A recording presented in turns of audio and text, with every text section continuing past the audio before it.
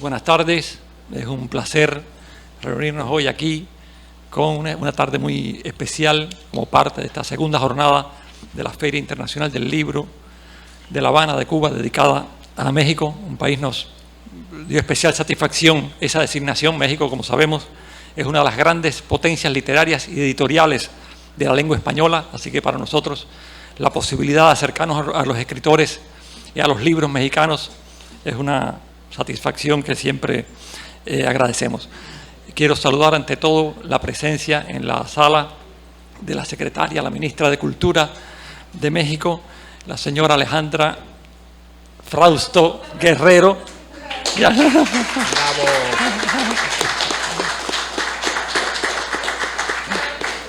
Y al señor embajador Miguel Díaz Reynoso, un habitual en esta casa. Muchas gracias. Y bueno, todos los amigos y las amigas que han llegado de México y también, por supuesto, de aquí de Cuba. Es un placer, repito, recibir una vez más en la casa a Mario Bellatín. Digo una vez más porque es un habitual. Voy a comentar algo de esto, una ciudad también a la que él regresa con satisfacción porque es una ciudad que lo ha marcado mucho, forma parte, digamos, de su mito como escritor, y es un escritor con una mitología muy, muy potente, muy fuerte. Sus visitas a La Habana, sobre todo una visita de los años, una estancia en los años 90, y eso también es parte de su vida y de su literatura.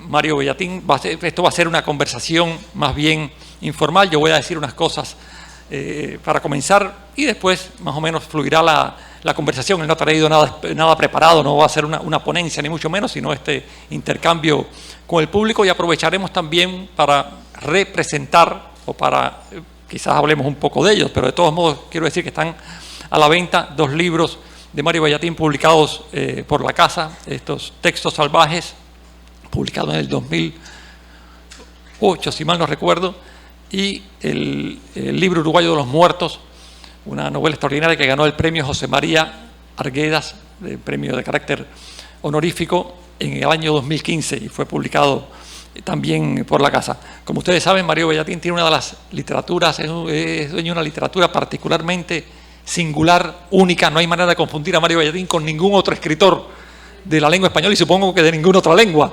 Tiene su universo, sus personajes, su sintaxis, todo es muy, muy peculiar, muy señalado, muy distinto, y es además un agitador cultural. Mario Bellatín no es solo el gran escritor que es, sino también es un performer, un hacedor de cosas.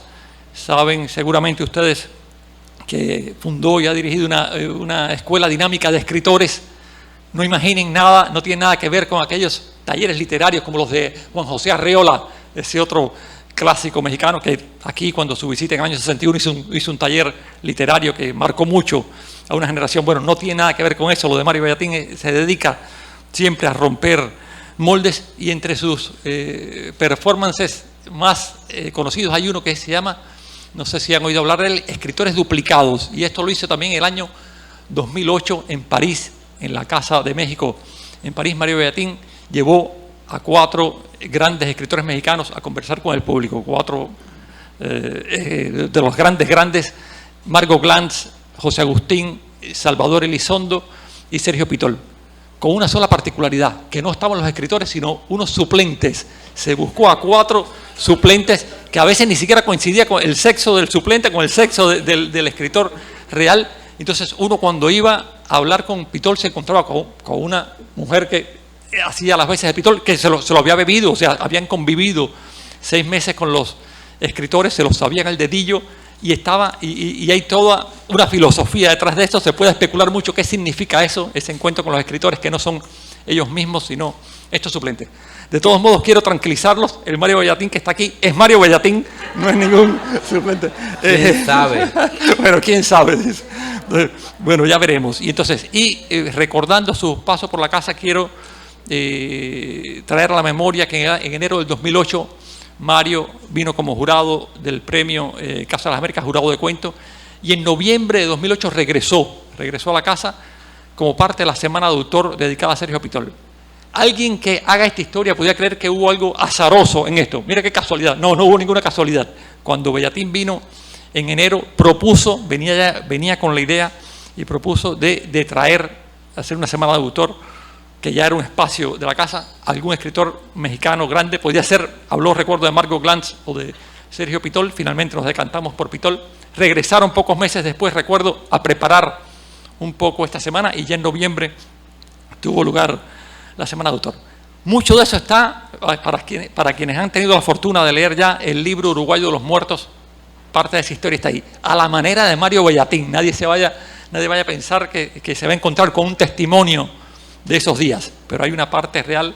Aquí es la versión delirante, digamos, la versión delirante de Pitol contrabandeando toallas por La Habana. Entonces, imaginarse ese personaje, o buscando muñecos que aparecen por ahí. Por cierto, en la semana de autor hubo varios participantes cubanos y mexicanos, y todo el mundo más o menos trató de hacer las ponencias, los que nos vimos, fuimos invitados a hablar, nos vimos más o menos en la idea de hacer una ponencia conservadora, en el sentido de que eran ponencias un poco más académicas, tratándose de un escritor. Bueno, la intervención de Mario Bellatín, que participó, creo que se llama, anoté por aquí, no sé si tú lo recuerdas, muñecos, bueno, no recuerdo, muñecos colocados frente al mar. Esa fue la intervención de Bellatín esa vez, que se apareció con unas extrañas imágenes de unos muñecos, efectivamente, que en el malecón, que nadie había visto, pero él los tenía, teníamos el testimonio en unas fotos de esto. Entonces, bueno, es parte de ese universo bellatiniano. Entonces, bueno, esto es simplemente para empezar, para saludar tu entrada y para recordarle a los amigos y amigas que están aquí esas extrañas maneras que has tenido presencia en esta casa. Bienvenido, Mario. Muchísimas gracias, Jorge. Qué lindas palabras.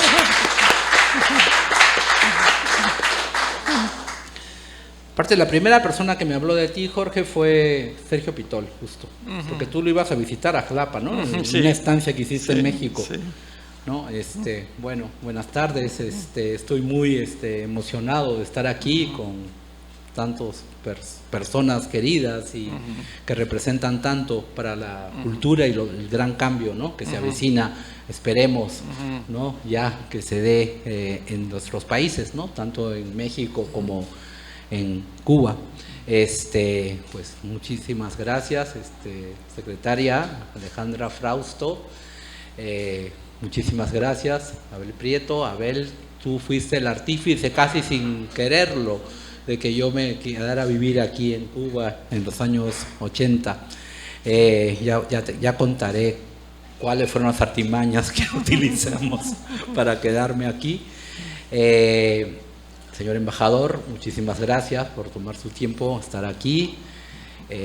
Santiago, que pues lo conocí cuando se iba de expediciones con sus padres a todo México, o sea, es un gran conocedor de los pueblos de México.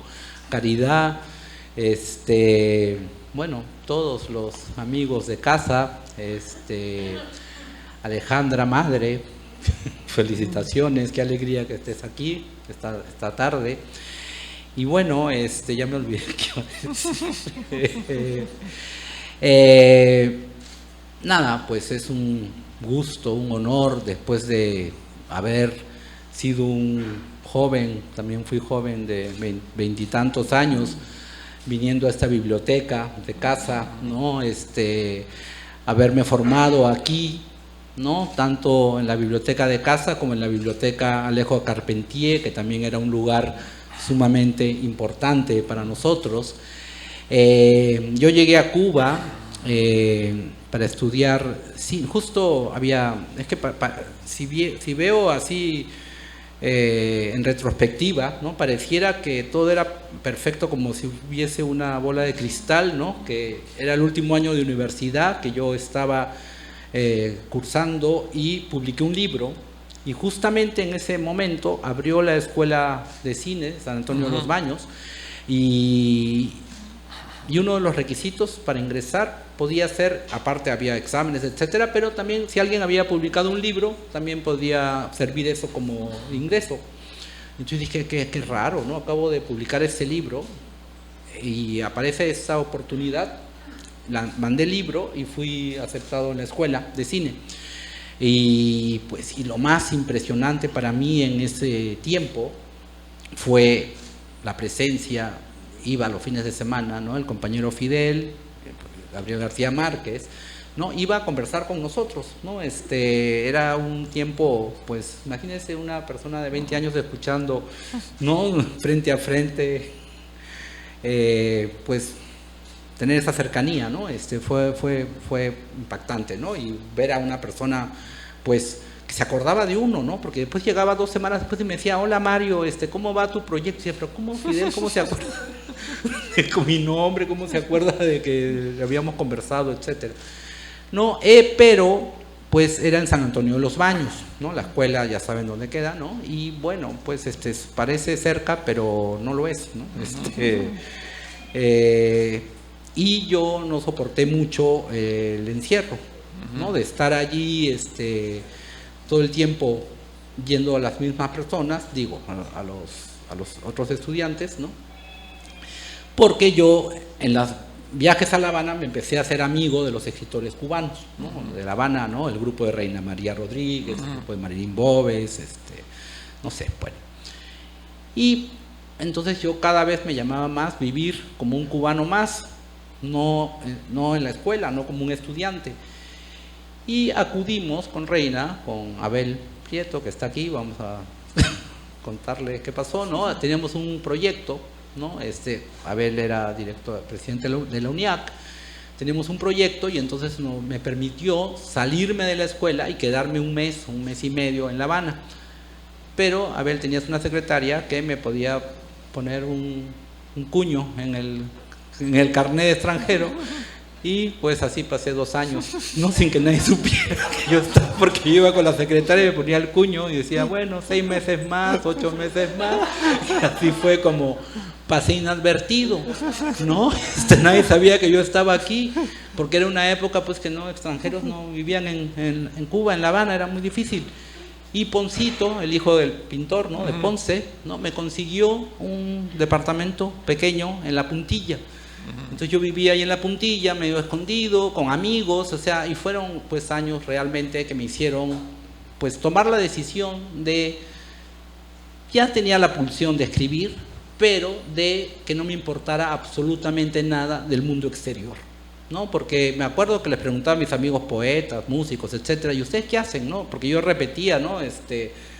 Los esquemas familiares o de las sociales, ¿no? De un país capitalista, ¿no? Que pues sí, alguien se dedicaba a la literatura, al arte como una especie de hobby y que tenía que tener otra función. Entonces todos me miraban extrañados, ¿no? ¿Cómo que qué hago? Soy poeta, ¿cómo que qué hago? Entonces me acuerdo por una vecina ahí en La Puntilla, donde fui a vivir, ¿no? Gracias a Poncito, me preguntó, ¿usted qué hace? Soy escritor. Y siguió caminando. Como si fuera lo más normal. Entonces eso fue como la señal de que pues sí estaba la idea del artista contemplada dentro de un ser social, no de un ser antisocial, que era como yo me sentía, ¿no? Como alguien fuera de orden, fuera de tono. Y ahí me quedé. Y dije, pues, o tomo la decisión, o me dedico a escribir todo el tiempo, independientemente de qué cosa suceda en el exterior, o abandono eso y me dedico a hacer otra cosa, ¿no? Y la decisión fue, pues, y que la seguí, fui llevando la cubanía fuera de Cuba, ¿no? Porque me fui enfrentando ya al capitalismo, a otros países, etcétera, ¿no? Pero siempre con la idea de que, pues, ¿de qué vives? Del qué dirán, ¿no? No sé qué pasará, ¿no? Porque yo soy un escritor, pero ese sello, esa convicción nació aquí, ¿no? Y luego, pues, tuvimos un grupo, ¿no? Donde aquí el tiempo funciona de otra manera, ¿no? Y podíamos discutir, no sé, una escena de una película de Tarkovsky durante 5 días, o un personaje de Chekhov 28 días, ¿no? Y también la sensación de que nada malo me podía ocurrir. Yo venía de un país en guerra, ¿no? Estaba la guerra terrible, en esa época estaba en Perú, ¿no? Mi padre es de Perú, y Sendero Luminoso era una catástrofe, ¿no? Los muertos, etcétera, ¿no? La violencia, ¿no? Y de pronto llegar a una sociedad donde decir, bueno, ¿aquí qué me puede pasar? Nada. Si me da un ataque ahorita, voy a un hospital, tanto así que estuve internado en el Almejeiras un tiempo, me operaron de los ojos también, porque fui como conejillo de Indias en la época que recién soviético se había estrellado, ¿se acuerdan de ese? No. Las operaciones de los ojos del accidente de soviético que había tomado vodka de más y se estrelló, y cuando se despertó estaba todo herido, pero veía muy bien, ¿no? Y era que los cristales del auto se le habían incrustado en los ojos y le habían tallado, ¿no? la retina, y entonces inmediatamente se aplicó aquí esa operación, y yo tenía aquí, es que yo estaba bastante fallado, porque tenía 15 de miopía, o sea, tenía unos anteojos de este ancho, ¿no? Y también otro invento aquí, otro descubrimiento cubano, porque yo tenía vitíligo y tenía toda la cara blanca, y aquí pues descubrieron la placenta, ¿no? Que yo la usaba como aftershave, entonces me afeitaba, me ponía la placenta y salía al sol de Cuba y se me fue el vitiligo y me fui a operar la miopía, pero vinieron unos rusos primero, entonces dijeron, no, 15 no se opera, pero los oftalmólogos del Hospital Calixto, ¿no? Me dijeron, no les haga caso a los rusos, nosotros le vamos a operar, pero con bisturí real, no láser. Entonces era un horror, pero sí, pues como 3 meses de dolor, ¿no? Porque era con la operación, pero pues ya veo, ya no uso anteojos y ya no tengo vitíligo y hay libros que aparecieron, entonces todo eso se lo debo aquí a Cuba, ¿no? Y sobre todo la convicción, ¿no? La convicción de tomar la decisión, ¿no? Que tal vez si uno ve en retrospectiva, ¿no? Cuando uno tiene libros, etcétera, alguien ahora me dice algo, pues tengo esa seguridad, pero pues yo tenía 20 años, 23, 24 años, lleno de inseguridades de todo tipo, y fue pues para mí fundamental, ¿no? Entonces yo creo que todo se lo debo bastante a Cuba, ¿no? Y escuchándote pienso, ya ahora que eres un escritor naturalista, escuchando estas cosas que te han pasado, los mexicanos tienen ese chiste tan bueno, México es tan delirante y surrealista que dicen, si Kafka fuera mexicano sería un escritor costumbrista. Entonces, bueno, ya ahora escuchando a ti veo que también esa Habana que viviste fue bastante delirante y tu experiencia en ella, entiendo mejor por qué dices cuánto le debes esto que dices. Incluso creo que estaba tematizado ahí en el libro Uruguayo de los Muertos, que parte de tus convicciones más profundas las adquiriste aquí. Bueno, ahora lo entiendo mejor. Por cierto, hay un texto bastante antiguo tuyo, Canon Perpetuo, en que uno reconoce una Habana bastante extraña. Esa se los recomiendo menos, porque es una Habana, no sé, bastante singular. Pero ese texto sí es naturalista, ¿eh? Nadie sabe que no sé, ese personaje era un personaje de prensa latina, ¿no? Una periodista, que era mi vecina cuando yo vivía en La Puntilla. Pero cuando tuve ese departamento, recuerdo, me dijeron, puedes hacer lo que quieras, salvo invitar a la vecina. Todo lo que quieras está permitido, pero no invites a esa vecina. Y lo primero que hice fue invitar a la vecina, obviamente. Porque la vecina tenía un raro defecto, no sé, virtud, no sé qué era, porque ella robaba para regalar. O sea, ella quería quedar bien con todos.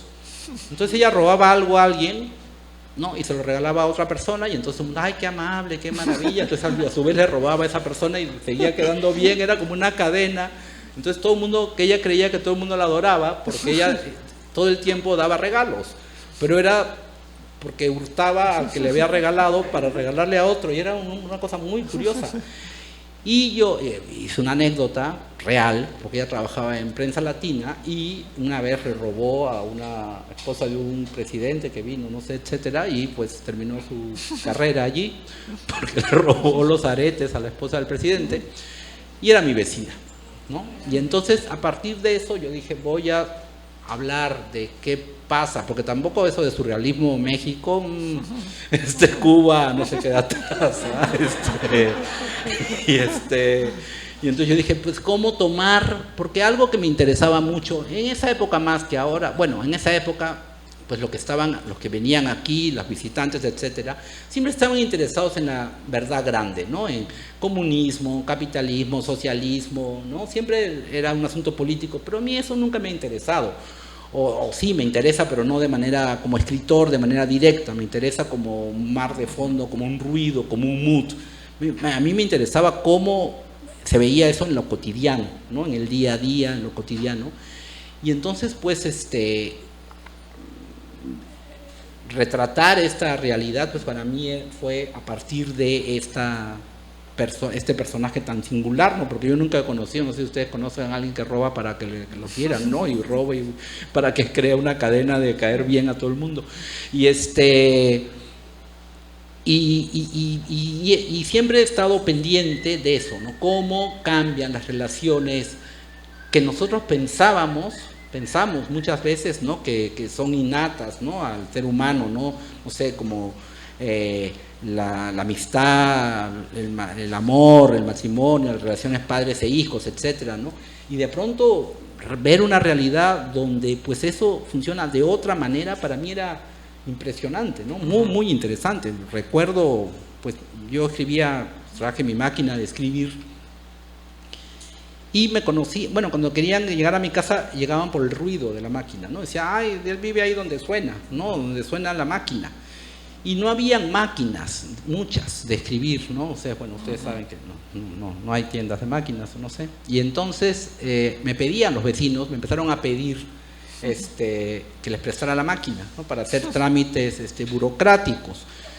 Y entonces yo no podía negarme, ¿no? O sea, porque me era un poco difícil, ¿no? Entonces puse un horario para que puedan llegar a utilizar la máquina.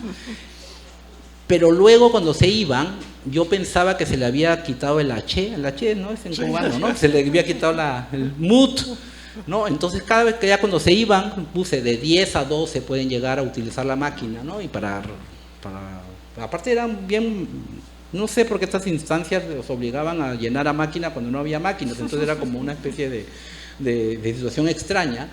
Y luego cuando se iban yo dedicaba media hora a copiar páginas de mis autores preferidos, entre ellos José María Arguedas, ¿no? Para que a la máquina le volviera a tener esa como aura que supuestamente se le había quitado cuando llenaban formularios, cosas de no sé, y no me podía, y aparte era imposible esconder la máquina por el sonido, entonces todos sabían, entonces no podía decir que no tengo máquina, ¿no? Entonces tenía que prestar, y aparte éramos muy solidarios todos, ¿no? Oye, y también cuando estaba escribiendo, habían vecinos, ¿no? Que se iban a una fiesta y me decían, préstame tus zapatos, entonces yo me sacaba los zapatos, los tiraba por la ventana y después me los tiraban de vuelta, ¿no? Y era así como, había una especie de trueque, no sé, era una Habana pues muy especial, ¿no? La que yo viví. Oye, comentaste recientemente en algún lugar que habías vuelto a escribir a máquina, no sé si era esa misma máquina, que habías retornado a la máquina, y en algún momento te escuché también que habías escrito un libro, me parece recordar, en el celular, habías escrito todo un libro en el celular. ¿Por qué esa extraña relación con la mecánica de la escritura? Uno supone que eso no importa, uno trata de acceder a la máquina más moderna que pueda, que es la que lo facilita todo. ¿Por qué tienes esa relación tan rara? Es que muchos autores pasó inadvertido. Cuando se pasó de escribir en analógico a digital, ¿no? Sí hay un cambio muy grande, ¿no? Yo lo noté, pero me volví, entre comillas, más productivo, entonces me quedé callado. Pero luego me di cuenta que la productividad no es un valor literario. Entonces, no es que porque más libros haga, no es que sea mejor. Y entonces, ahora con la pandemia, encontré que la máquina me siguió de una manera muy extraña, porque yo no puse especial interés en esa máquina y desde los años 90 que no la utilizaba frecuentemente, y ahora volví a la máquina porque pues vuelvo a hacer una escritura analógica, por decirlo de alguna forma, artesanal, donde uno se enfrenta al instrumento, ¿no? Hay como una lucha ahí cuerpo a cuerpo con la máquina, con la tinta, con la cinta que se corre, con que hay que corregir ya cerebralmente en milésimas de segundo, porque un error ya no se puede corregir, ¿no? Hay que cambiar la página, etcétera. Entonces, es un ejercicio que hago actualmente con la máquina de escribir, la misma. Por eso se ha convertido en el objeto más preciado que tengo actualmente, porque no podría hacerlo con otra, ¿no? Porque eso sería ya como una impostura. Comprarme una máquina de escribir sería como un hipster, ¿no? Que quiere escribir a máquina, pero de alguna manera es como retomar esa máquina que yo encontré cuando tenía 9 años de edad, ¿no? Y que sigo teniendo y sigue funcionando en perfectas condiciones. La Underwood portátil famosa. La Underwood portátil famosa. Y luego los textos los paso, los tengo que digitalizar, porque lo malo de las máquinas es que los papeles, y aparte como yo no le doy mucha importancia a lo que escribo, pues termina en el basurero, ¿no? En el bote de la basura. Y entonces lo paso, lo digitalizo, pero en el teléfono, en el notas del teléfono, porque sí siento que hay una relación con ese teclado y con esa distancia, que de alguna manera guarda relación con esa escritura analógica, no digital, ¿no? Ya luego, al final, ya las computadoras tal cual, pues me sirven para editar, para hacer un trabajo de edición más que de creación, ¿no? Que, dicho sea de paso, es un trabajo de edición que aprendí cuando estudié cine, ¿no? Que para eso me sirvió el cine, como para editar, pero para editar de manera analógica también, ¿no? Que era, no sé si recuerdan, ¿no? Con los... Sí. Con cada escena colgada como con ganchitos de ropa, ¿no? Y hay algo que muy pocos se dan cuenta, ¿no? Que el verdadero logro de una película está en la edición, ¿no? Una película mal editada puede ser un horror, y una película mal hecha, editada bien, puede ser una maravilla. Entonces mi influencia del cine, yo creo, es más que nada cómo voy editando, ¿no? Y curiosamente cada libro también creo que dura lo que dura una función de cine, ¿no? Leerlo, ¿no? Es como entrar a ver una película y es como recrear el universo a partir de un trabajo de edición, ¿no? La edición es muy importante, ¿no? Oye, al mismo tiempo, ahora que hablas de edición, tengo libros tuyos más convencionales, digamos, estas obras reunidas de Alfaguara, pero también tengo libritos tuyos muy hermosos, pero poco usuales, libros editados casi artesanalmente. Y veo que también en algún momento, creo que es en la misma novela, hablas de que has cambiado tu relación con los editores, creo que incluso algunos llegas a acusarlos de gente fea y usurera, y que prefieres otro tipo de editor, por ejemplo, Sexto Piso. Hago un pequeño paréntesis porque en el programa estaba previsto también que tendríamos aquí El Palacio, publicado por Sexto Piso. Bueno, no está aquí, debe estar en alguno, debe estar flotando en alguna de las naves allá de la cabaña, entonces y correremos después para conseguirlo. Entonces, sigo de largo. Mencionas como Sexto Piso en México u otras editoriales que son a veces independientes y fabulosas, o sea, ¿no? Independientes y además de mucho exquisitas, no quiere decir que porque sean independientes sean editoriales rudimentarias, pero ¿por qué esa otra relación con los editores? Primero, ¿por qué el gusto por libros? ¿Te podrías permitir tú el lujo de escoger editoriales solo consagradas que te hagan libros de estos que normalmente consideramos hermosos, y sin embargo optas por estas opciones y rechazas a la gente fea y usurera? No porque rechazas a la gente fea y usurera, que la rechazamos todas, sino porque los identificas con ciertos editores exitosos. Sí, porque te guardo cierta consecuencia, ¿no? Y si estoy en contra de las transnacionales y estoy en contra de este mercadeo, ¿no? Sin límites, ¿no? En el cual está hundida la sociedad entera, incluida la literatura, ¿no? Que cada vez se vuelve en algo tan estandarizado, tan negocio, tan ya no hay editores, ¿no? En estas grandes transnacionales, ¿no? Donde pues las pequeñas editoriales que uno seguía, ¿no? Estos grandes grupos anónimos, ¿no? Siguen el dicho de que si no puedes contra tu enemigo, únete. En este caso, si no puedes contra tu enemigo, cómpralo y destrúyelo, ¿no? Para poder tener el poder absoluto y la manipulación, que es algo terrible, ¿no? En cuanto a los lectores, ¿no? Entonces, apelando a esta... O sea, yo no entiendo cómo hay autores, es lo que yo digo, cada quien hace lo que creo que quiera hacer, ¿no? Pero de pronto, que están contra este neoliberalismo asesino, etcétera, ¿no? Y utilizando como medios... como medio, ¿no? Instituciones que precisamente responden a esta misma lógica, ¿no? Entonces, por eso yo dije adiós, ¿no? Entonces, y no solamente todas son así como sofisticadas, como tú dices, tan buenamente dices, sí, hay unas muy lindas, pero también hay otras que son muy, muy rudimentarias, ¿no? Muy, este año pasado, ¿no? He publicado varios libros, ¿no? En pequeñas editoriales, que son fotocopias, que son bolsitas, que tienen una serie y que llegan a un público que es otro, ¿no? Que es el que me puede interesar. O sea, tener un feedback, ¿no? Porque lo otro también es como caer en una especie de utopía rara, ¿no? Que nunca sabes a dónde van los... No. Entonces, por eso, sí, ya corté ya con las grandes editoriales, esas obras reunidas que te refieres, ¿no? Todavía en ese tiempo había algo humano allí, pero eso cada vez ha caído en una especie de mercadeo, pues terrible, ¿no? Donde pues muchos autores de gran valía, ¿no? Están totalmente enterrados, ¿no? Y silenciados, ¿no? En virtud de otros que pues es un negocio seguro, ¿no?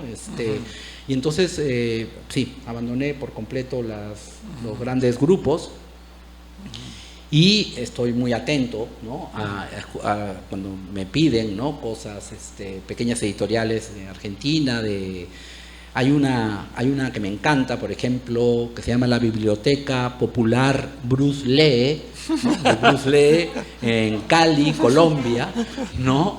Que de pronto tiene un catálogo que es una joya, una maravilla y un cuidado artesanal en cada libro, y eso es la satisfacción que yo pueda tener, ¿no? Tener 4 personas que lean, que realmente disfruten, o que pueda yo conversar con ellos, no que esta maquinaria abstracta, masiva, cruel, ¿no? Y que va contra lo que yo pienso que debe ser el camino, ¿no? Que debe seguir la literatura, ¿no? Digo, de alguna forma, para mí la narrativa del siglo XXI tal vez que siga el camino de la poesía del siglo XX, ¿no? No sé, que ya no sea esta necesidad obsesiva de grandes masas de lectores, sino que sea para personas que quieren leer con tranquilidad, ¿no? Y que sí busquen algo distinto, ¿no? Porque pues es lo que yo busco, ¿no? Cada vez que veo una película, cada vez que leo un libro, etcétera, alguien que reinterprete el mundo desde una perspectiva que me sorprenda, ¿no? Y que realmente yo me sienta identificado con ella, pero al mismo tiempo sea algo que solamente esa persona o ese grupo de personas, ¿no? Porque actualmente estoy participando en un proyecto que estoy muy, muy entusiasmado, que se llama Los Semilleros Creativos en México, ¿no? Y entonces la búsqueda allí, en estos semilleros, que me parece una iniciativa impresionante, que no sé cómo, pues no se ha visto. ¿Por qué no cuentas un poco? Los cubanos no sabemos de qué se trata. Si puedes hacer una pequeña explicación de qué cosas son los semilleros. Pues yo creo que ustedes ya los tienen más claro eso, ¿no? Porque ya los hicieron de alguna manera, ¿no? Nunca olvidaré el documental de cuando esos niños de zonas rurales, de zonas campesinas, por primera vez ven el cine. Por primera vez, ¿no? Y ven las caras de cuando ven el cine por primera vez, ¿no? ¿Ese documental de quién es? De Octavio Cortázar, se llama así, por primera vez. Exacto, por primera vez, ese. Y de alguna manera, pues sí, es una iniciativa, ¿no? de la Secretaría de Cultura de México, ¿no? De enfocarse, de buscar, de escuchar, de acompañar a las comunidades, a gran población que nunca tuvo acceso a ser oída, ¿no? Por estos mismos grandes grupos económicos o esta alta cultura supuestamente que pues yo siento que está en uno de sus peores momentos actualmente, ¿no? Porque pues ya las grandes figuras pues ya no existen más, digo, con esa idea, ¿no?, de lo que era la cultura, la alta cultura, ¿no? Y sin embargo, pues es estar atento a oír realmente lo que se tiene. Y yo, pues, pero yo no como maestro, sino como aprendiz, ¿no? Porque me doy cuenta, estando allí, pues, la manera distinta que se tiene de entender el mundo. Es una cosmovisión absolutamente distinta, que de alguna manera es aplastada, consciente o inconscientemente, ¿no?, desde el propio español, por ejemplo, ¿no? El español, con su binarismo, etcétera, ¿no?, impide que se exprese toda esa riqueza de entendimiento del mundo, y entonces, pues, justamente es como mi nueva escuela, ¿no? Como fue, mi primera escuela fue la filosofía, la segunda escuela fue el cine, la tercera escuela fue la sociedad cubana, entonces la cuarta escuela son los semilleros creativos de México, ¿no? Es así como el gran aprendiz para que yo pueda realmente ver nuevas maneras de entender el mundo. Y entonces lo que me hizo cuestionarme también, digo, que no es una voz individual, sino es una voz distinta, colectiva, individual, sí, no sé, porque estamos también acostumbrados desde el modernismo, ¿no?, a la figura del autor, ¿no?, como la figura sacralizada de un autor, pero sí yo quiero encontrar una nueva voz que es de todos y de uno, de todos, pero que responda a una manera de ser, ¿no?, que no es la impuesta desde fuera. No, porque hay un decaimiento, yo creo que a partir de los años 90, el muro, no sé qué tuvo que ver, no, porque yo recuerdo, yo crecí cuando había un pensamiento propio, ¿no?, un pensamiento latinoamericano, un pensamiento que de alguna manera sí conversaba con Occidente, pero había ideas propias, habían la teología de la liberación, la pedagogía del oprimido, etcétera, los trabajos de José Martín Barbero, no sé, y de pronto pues siento que hay una repetición dentro de esta alta cultura, ¿no?, de una literatura centralizada en Francia, ¿no? Entonces todo el mundo, estoy cansado de escuchar a la gente que dice que cuando Foucault tenía sed tomaba agua, ¿no? Es así como, según Foucault, cuando se tiene sed de tomar agua, y es así como, y entonces es como quebrar ese esquema de repetición y buscar lo nuevo, ¿no?, lo que es, no sé qué es, ¿no?, que justamente es el gran arte, ¿no?, el no saber qué es y el apostar. En un momento hablaste de que tuve una escuela de escritores, ¿no?, y era una experiencia bastante particular porque estaba prohibido escribir, entre otras cosas, ¿no? Y era la única prohibición. Y también tenían cursos de todas las artes, salvo literatura, ¿no? Y lo que se trataba era de apostar para ver dónde podía estar con este cruce de conocimientos, de saberes, etcétera, dónde podía surgir algo otro, ¿no?, el otro, lo otro. Y aquí en los semilleros, de alguna forma, también es una apuesta, y si aparece algo, bienvenido sea. Y si no aparece nada, también, porque ya pasar por esa experiencia es lo importante. ¿No? O sea, no estar tampoco no es para ser con la idea de causa-efecto, ¿no? Ah, mira, y aquí salieron así como hacer como una especie de encuesta numérica, ¿no? No, es una apuesta donde ya el proceso es lo que importa, ¿no? Y obviamente los resultados ya es como el gran milagro laico, ¿no? Milagro laico entendido como todo está hecho para que no se dé y se da. No sé, es algo así, ¿no? Sí. Perfecto. Sería bueno ahora propiciar un intercambio con el público, que hubiera preguntas de ustedes, comentarios. No sé si algunos han leído el libro, si quieren saber. Por cierto, hay una pregunta clásica y básica que todos rechazamos, pero que es la de ¿qué estás haciendo ahora? Pero que me interesaría de todos modos, ¿qué has hecho recientemente en los últimos par de años, literariamente hablando? ¿Qué estás escribiendo? ¿Qué piensas escribir? Si esta misma experiencia crees que de alguna manera sientes que has hecho algo, o todavía no, o no tiene esa... Mientras aparece alguna pregunta, en los últimos tiempos, ¿qué has hecho? Sí, sucedieron varias cosas, ¿no? Hubo la peste, hubo una serie situaciones y pues yo creo que explotó, ¿no? Mi propia escritura, ¿no? Que iba en un camino así como lineal, ¿no? De un libro, otro libro, y de pronto intento hacer un gran libro, ¿no? Un gran libro no por grande, sino por extenso, ¿no? Volviendo al universo que de alguna manera ya está publicado. Entonces es como volver desde otras perspectivas, otros puntos de vista, ¿no? Para poder seguir ahondando en lo que ya de alguna manera fui señalando. Entonces sí, por eso me ayuda la máquina también, ¿no? Sí, porque claro, eso me da muchísima más libertad de creación. Por cierto, cuando hablábamos de la máquina, esa figura arcaica, recordé algo también arcaico, creo que fue cuando viniste a La Habana o la Semana de Autor, que te apareciste para tomar fotos con unas camaritas aquellas desechables, habiendo la posibilidad de una cámara, que existen cámaras como Dios manda. ¿Por qué trabajabas con aquella camarita? Siempre me quedó la duda, ¿no? Y hacías la foto con esa camarita. No sé si es la misma lógica. Mira, qué bien que sí, no lo había, sí, me imagino. Porque no se sabe qué va a pasar, ¿no?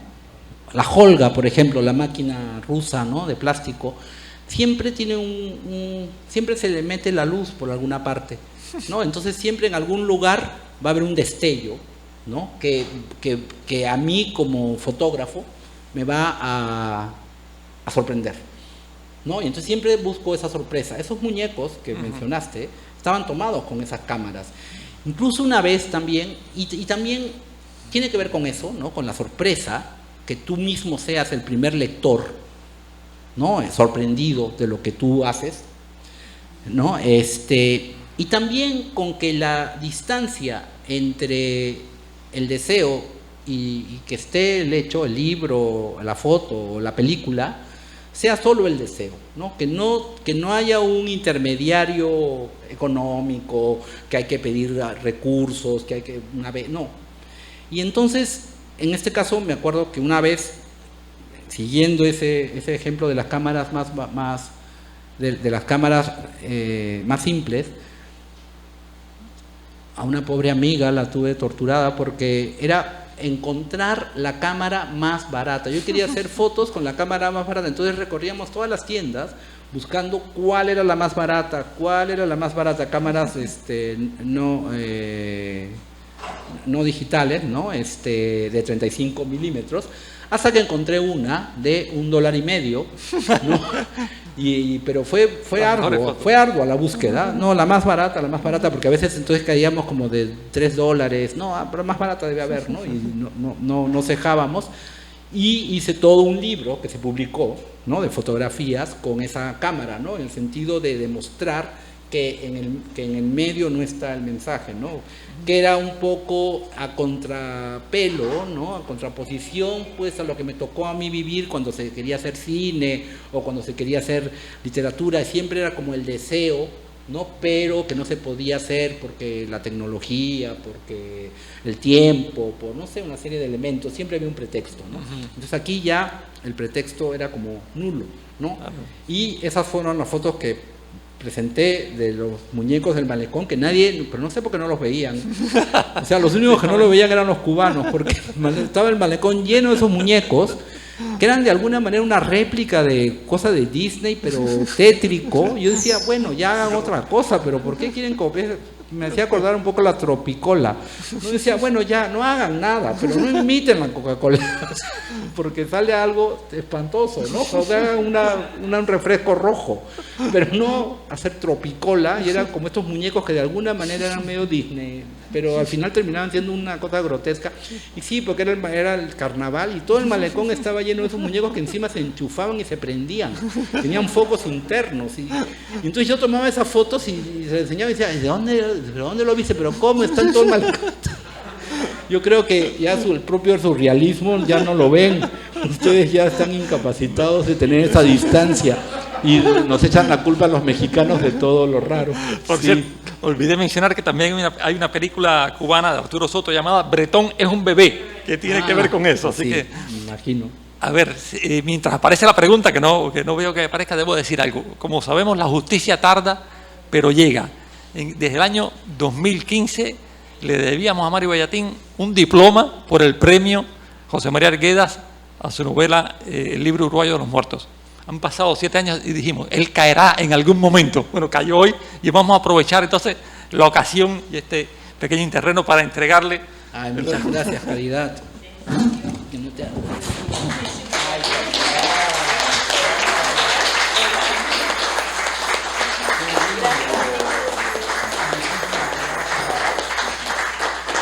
Gracias. Muchísimas gracias. No, pues nada. Esto... Qué gusto haberme ganado un premio con un autor de cabecera tan importante como José María Arguedas.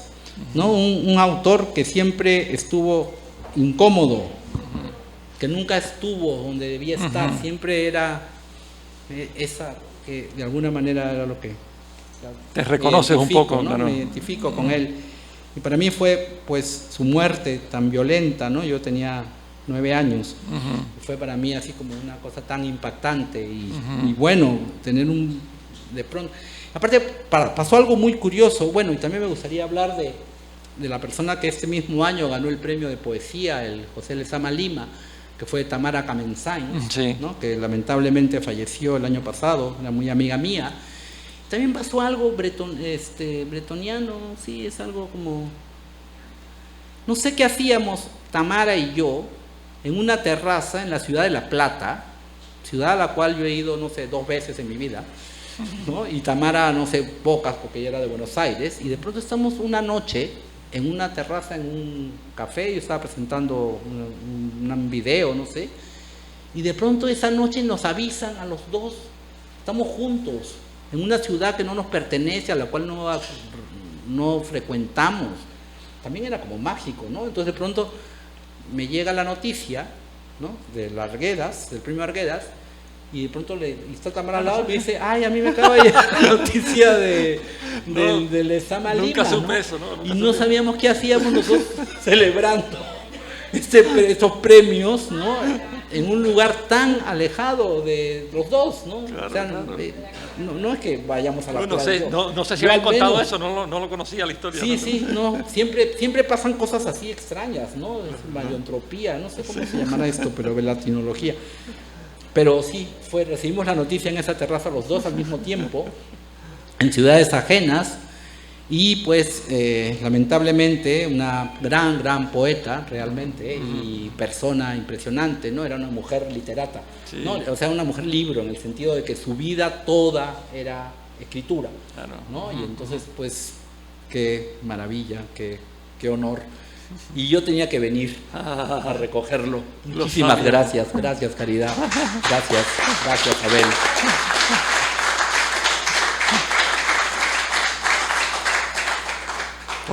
Por cierto, cónsul, no teníamos, fue tan espontáneo esto que no quedó más que su testimonio, así que si nos lo puede pasar, se lo vamos a agradecer. Sí, sí. De la entrega. Está bien. Bueno, ¿alguna pregunta de ustedes? ¿Algún comentario? No sé si Sonia Rivera Valdés, que suele preguntar mucho.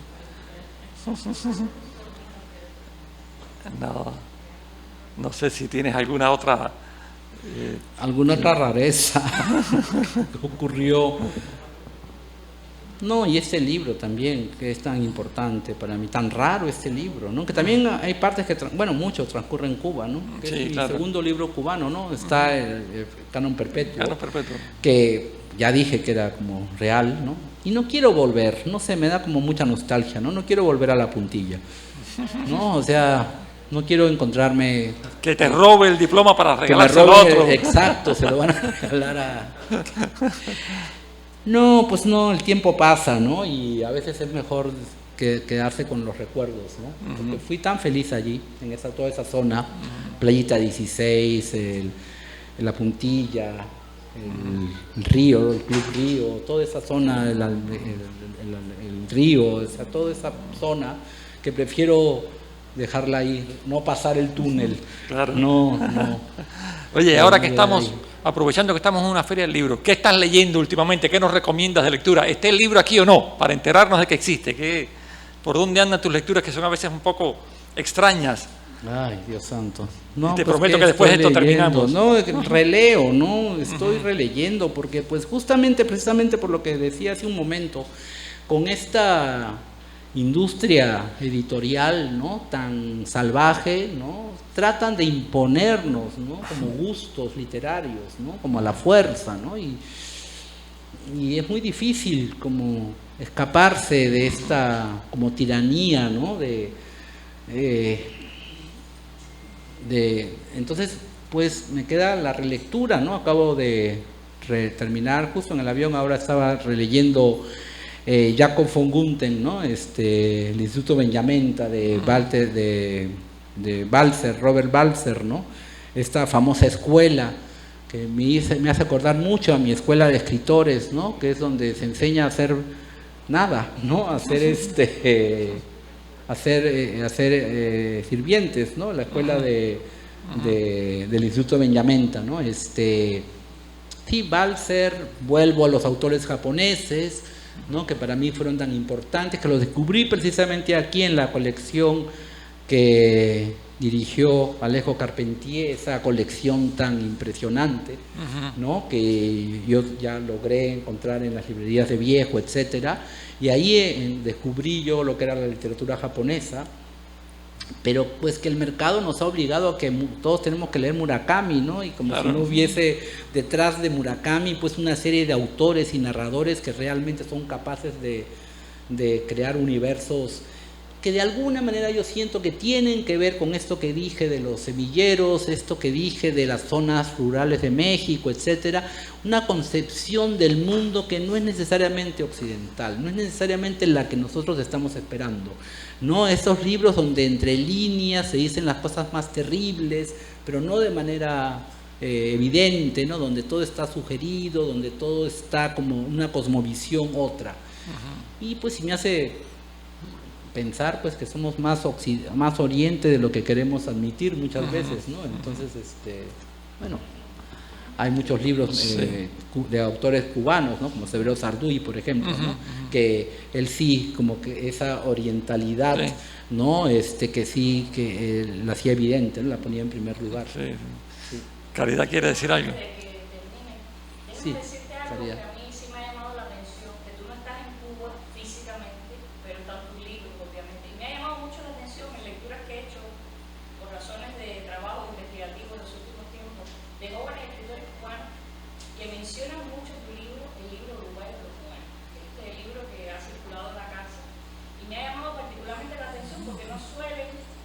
Sale mucho Murakami, salen otros escritores, a veces extraños, de mundos extraños, y escritores latinoamericanos menos. Sin embargo, tu libro, y no uno, he leído varios narradores, varios cuentos, en fin, historias donde mencionan dentro de la historia de tu libro de Libro Bueno. ¿Qué pasa contigo en la relación con los jóvenes escritores en México? ¿Hay alguna relación? ¿Sientes que ha habido alguna influencia? ¿Tienen un diálogo? Sí, bueno, la escuela, sí, pero es que yo escucho, ¿no? Yo prefiero escuchar que hablar, entonces, sí, converso más, creo yo, mis libros conversan con jóvenes argentinos, chilenos, como de Sudamérica, ¿no? México también, obviamente, pero sí hay un diálogo y precisamente vengo a Cuba, ¿no? Porque sé que me escriben, ¿no?, jóvenes cubanos, ¿no?, que leen esos libros. Aparte, pues tengo el privilegio de ser un autor publicado en Cuba, ¿no? No es fácil ser, digo, es como muy limitada es limitada la publicación, ¿no?, por razones de papel, etcétera, es difícil. Y entonces tener, que son más de 2 libros, porque pues este libro tiene 3 en 1, ¿no? Entonces son como 4 libros publicados en Cuba, ¿no? Para mí es muy, muy importante, ¿no? Y entonces estoy esperando a ver cómo se da ese diálogo, ¿no? Y bueno, pues el diálogo que quiero establecer en México, pues es justamente con estos grupos, ¿no?, con estos grupos que mencioné, los semilleros, estos grupos que no están dentro de esa capa, ¿no?, de lo que supuestamente es donde se debe encontrar lo literario, ¿no? Yo creo que eso cada vez se resquebraja más, ¿no? Entonces sí. Bueno, Mario, muchísimas gracias por tu visita, por tu diálogo, por la franqueza siempre de tus intervenciones y la lucidez a las que nos tienes acostumbrado por tu generosidad, y bueno, que no pasen 7 años más para que regreses por acá. Por favor, no, ahora que me hacen la semana de autor ya.